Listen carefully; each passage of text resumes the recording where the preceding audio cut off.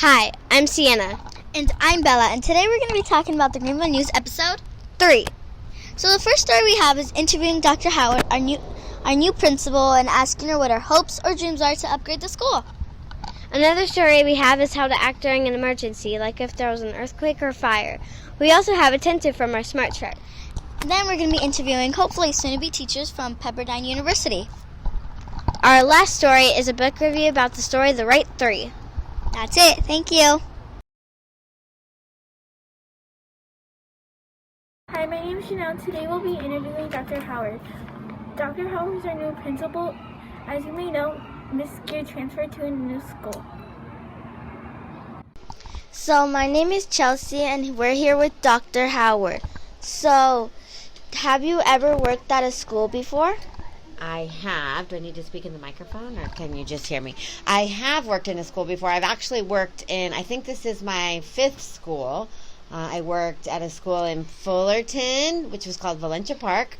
I've worked at 3 schools in Corona and then Greenville. So this is my 5th school. Do you have a family? I do. I have a husband, so I'm married to my husband, and then I have one daughter, and she has 2 children, so I have 2 grandchildren, and my daughter's married to her husband. So, and I have a mom and a dad, of course, too, which I love. Free time. In my free time, I like to read. I've always loved learning, so I'm always liking to read new books, and sometimes I like to read fiction, and sometimes I like to read, about education. And then I love to go camping. So, do you ever go camping? No. Yeah, so camping, I go traveling in a motorhome with my husband, and we go and we take our dogs. Oh, by the way, I have 2 dogs, and we take them camping with us, and we like to go to the beach or the desert, and we camp in our motorhome. So what are some goals that you want to set for?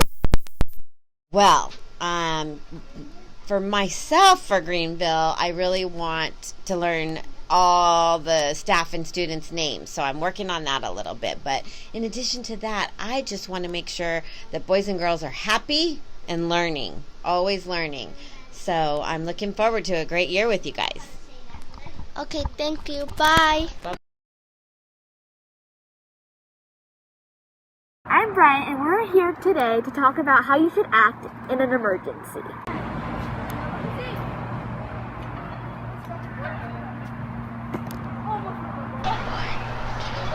This is an example of what you should do in the event of a fire. You'll hear the alarm sound, and then you'll walk safely to your line. Attention all students! There has been a fire reported on campus. Please evacuate to your line.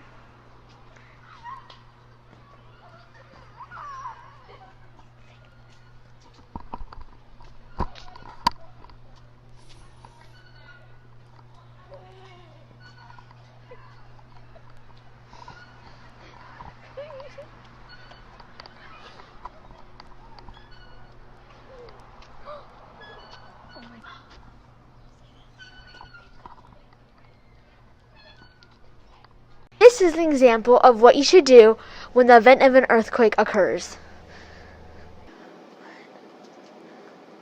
Attention all students. There has been an earthquake reported in Santa Ana. Please get under your desks and protect your neck.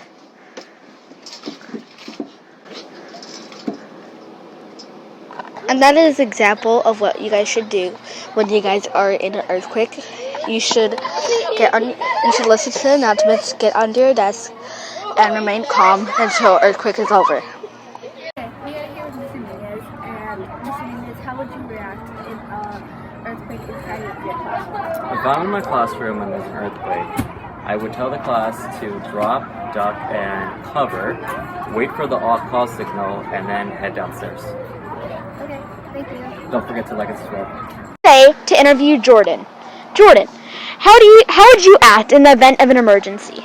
So I would stand still and listen to my teacher and then follow directions correctly. And when it's time to go to the emergency area, I go. Okay, thank you. We're here with Andres to talk about emergencies. Andres, how would you act in an emergency? So I would wait for my teacher to tell us to line up, and then when we line up, I'll wait for my teacher to tell us to walk to the grass and the field. We will wait there, and I'll wait until there's emergency professionals to pick me up. Thank you. Okay, we're here with Millie today to talk about emergencies. Millie, how would you act in an emergency? I would listen to my teacher, then I'll line up. I'll come down to the grass and wait until it's safe to go back up into the classroom. Okay, thank you. Hello, we're here with Maloney. She would act in an emergency. How would you act in an emergency? Okay, depending on the emergency, I would follow our procedures. So I would get my students organized. We would act calmly, and after whatever the situation is, proceed out of the building to our assembly area. But basically, we'd be staying nice and calm and keeping everyone else calm so that we can get out safely. Come. Hi, my name is Bella. And my name's Samantha. My name is Sophie. Show attentive in your classroom. By listening to the person who's speaking. Is there any more reasons? By being respectful to the person. Okay. What do you know about being attentive? Attentive means to listen to the supervisors and listen to your teacher when they're talking. Okay, that's a really good one. Thank you. I'm with Victoria. She's going to tell us 2 ways how to be attentive. The first way to be attentive is to pay attention. The second way to be attentive is to follow directions. Thank you, Victoria. You're welcome. Right now we're going to be showing you how to be attentive. Freeze!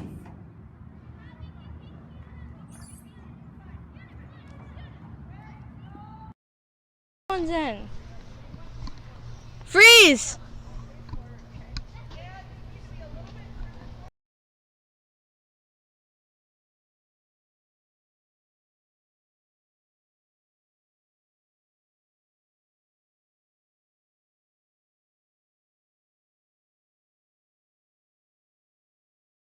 Hello, my name is Ryan. I will be interviewing the teachers in training. We are here with Alex. Why do you want to volunteer to be a teacher? I would love to be a teacher because I feel like education is the most important thing in the whole world. The more you know, the more things you can do, whether it's things that you love to do or things that you want to do for a job one day. And I want to be a part of making education better for every student.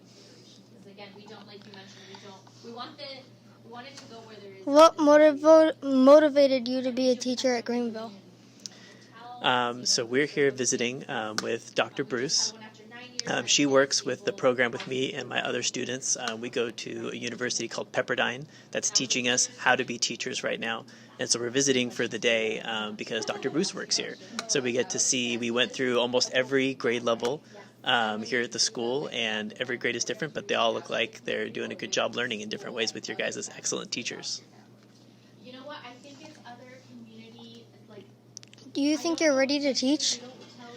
Ooh, we're like 2 weeks into our program right now, so I don't think I'm ready to take on a whole class by myself. But that's the great part about our program is we get to come not only do little visits like we're doing here today, but we also get actually placed with teachers to stay like the whole day in their classroom, and that kind of helps us get ready, every week more and more to start teaching. So we're going to start, helping out and practicing pretty soon. So it should be fun.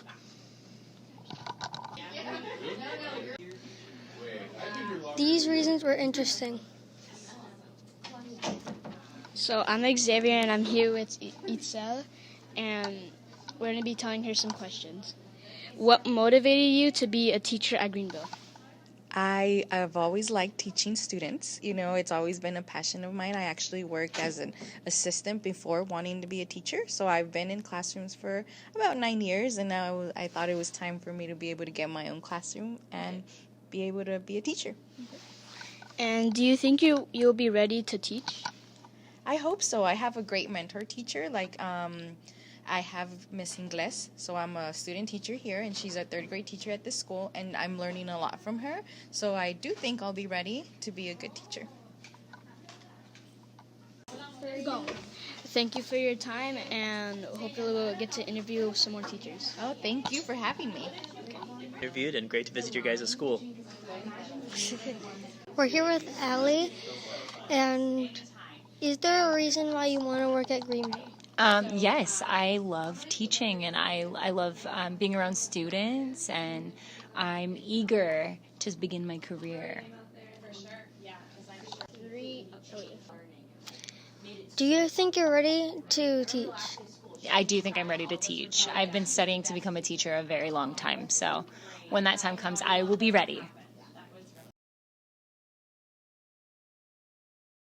Hi, my name is Jacob, and have you ever wanted to read a book about a mystery? Well, in today's Greenville News, we're going to be reviewing and summarizing the book, The Right Three. Hello, I'm Jamie, and now we're going to summarize the book.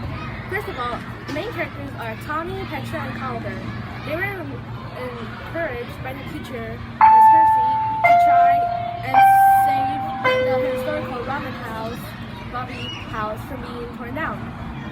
While they were walking around the house trying to plant some baby monitors to listen to any conversations of people that were there, they were caught and tied up. And eventually, they speak to Ruth by using a secret code way of communication. When that happened, they managed to save the Robbie house from being torn down. That is all for the Greenville News Book Review. Bye!